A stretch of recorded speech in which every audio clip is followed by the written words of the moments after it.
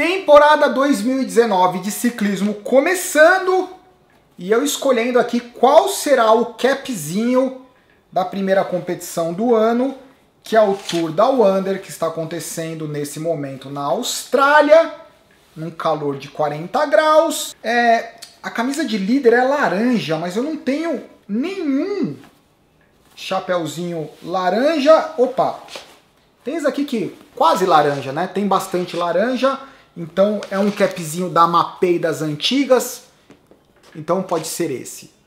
Não farei resumos diariamente, eu acho que não, porque daí eu acabo me empolgando e eu acabo falando todos os dias da competição. Mas vamos lá. Falar um pouco do Tour Down Under é uma boa desculpa para falar sobre 2019 ciclismo. Primeiro que o ciclismo ele enfrenta uma dificuldade financeira eterna, né? Dá a impressão que todos os patrocínios do ciclismo são de empresas que têm alguma ligação pessoal com o ciclismo, né? Então o CEO gosta de ciclismo, o dono da empresa gosta de ciclismo. Daí assim que troca a administração, a empresa é vendida ou o CEO se aposenta, daí a primeira coisa que faz, chega o cara do financeiro e fala assim, que absurdo é esse monte de dinheiro para ciclismo que não dá repercussão nenhuma, tira esse patrocínio. Infelizmente o nosso esporte sofre disso. Após o falecimento do fundador e dono da BMC, a BMC deixou de ter uma equipe oficial, a empresa continua lá, mas a família, né, que é a responsável agora pela empresa, primeira atitude, corta, acabou a equipe BMC, agora o patrocinador que dá nome à empresa que recebia o nome BMC, agora é a CCC que usa as bicicletas da Giant. Todo mundo acompanhou o lance da Sky, da 21 Century, que a Sky provavelmente também vai dar adeus, e no ciclismo é assim. Se para os caras do World Tour é assim, a gente também percebe que na nossa realidade do dia a dia é assim, né? Quando um atleta tem o apoio da padaria, é porque provavelmente o cara da padaria gosta de ciclismo. Porque se fosse pela repercussão financeira, talvez ele não patrocinasse. Então a gente precisa encontrar um formato no ciclismo, mountain bike, triatlon, que tenha uma relação financeira mais efetiva para o patrocinador se sentir mais atraído. Qual que é a solução? Não sei qual que é a solução. Poderíamos conversar sobre isso. Ok, 2019.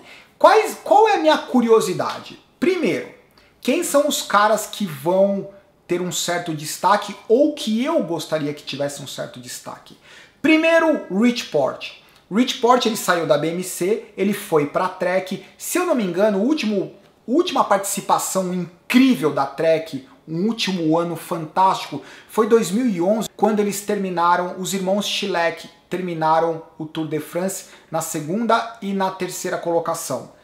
Depois desse Tour de France, com 2 pódios no Tour de France, eu não me lembro de nenhum ano que a Trek tenha feito algo fantástico. Eu acho que o Rich Porte ele é um cara que pode fazer frente aos principais nomes ou ao principal nome, que é o Chris Froome. Ele foi o gregário do Chris Froome, então ele entende como o Chris Froome compete, ele entende como a Sky compete, ele é muito forte, ele tem um bom contrarrelógio, psicologicamente ele construiu já o status de ser líder de equipe, então é um cara que eu tenho muita curiosidade em ver andando bem. Outro cara que, na verdade, eu diria que é a equipe mais forte atrás da Sky seria a Lotto Jumbo, com o Primož Roglič, o Kruijswijk e mais uma porrada de cara. Os caras estão muito fortes. O Primož Roglič é um cara que realmente ele pode causar problemas para a classificação geral de qualquer etapa. Os outros nomes como Romain Bardet, Latour, Vincenzo Nibali, eu não sei, eu acho assim que tudo tem que dar errado para os outros caras, tudo tem que dar certo para eles, para realmente eles conseguirem fazer alguma diferença, porque os caras não têm a equipe, né? Eles não têm a estrutura, eles são bons ciclistas individualmente, mas eles não têm a estrutura. Quem que é o grande adversário do Peter Sagan? A minha grande curiosidade do ano é o Peter Sagan. Por quê? A impressão que eu tenho é que no final de 2018 os caras começaram a marcar melhor o Peter Sagan, porque o Peter Sagan ele tem uma ótima movimentação, principalmente nos quilômetros finais, quando a prova acaba no sprint, né? Então ele se beneficiava do trabalho das equipes, né? E saía ali com o sprint mais potente quando o sprint favorecia as características dele. E a impressão que eu tive é que no final do ano as equipes começaram a sacar isso e começaram a deixar ele meio perdido, né? E ele não conseguiu ter a mesma facilidade que ele tinha em momentos anteriores. Então a minha grande curiosidade é essa, porque agora ele tem um adversário que com certeza vai causar muita disputa acirrada entre os dois, que é o Elia Viviani. O Elia Viviani, ele não atrai a mesma atenção do Peter Sagan, mas ele é tão irreverente quanto, ele consegue se movimentar de forma tão eficiente quanto o Peter Sagan na linha de chegada, ele é um cara agressivo, ele é um cara que vai pra cima, ele é um cara que atrai a atenção da mídia, não tem um número de vitórias e de títulos que o Peter Sagan ainda, mas eu torceria muito para o Elia Viviani, não porque eu estou torcendo contra o Peter Sagan, pelo contrário, como torcedor, o que eu quero é competição, né? Eu apostaria muito no Elia Viviani para bater de frente com o Peter Sagan em todos os aspectos, né? Atração da mídia, irreverência, resultado. Em relação aos sprintistas puros, eu acho que tem acabado um pouco. Eu gostaria muito de ver o Mark Cavendish andando bem. Eu não sei se ele ainda tem condições de bater o Caleb Ewan, por exemplo. Eu acho que o Caleb Ewan é o cara do momento, né? Mas as competições em si, elas não dão mais essa mesma importância para os sprintistas puros. Então é difícil imaginar o que vai acontecer com esses sprintistas puros. O Caleb Ewan era da Mitchelton, né? A Mitchelton, ela começou a dar mais ênfase na classificação geral. O Caleb Ewan perdeu espaço. A Lotto Soudal, que é uma equipe que tradicionalmente tem ótimos sprintistas, pegou o Caleb Ewan. Ele já faturou a primeira etapa do Tour Down Under. Eu falei e não falei nada do Tour Down Under, né? Vamos falar do Tour Down Under.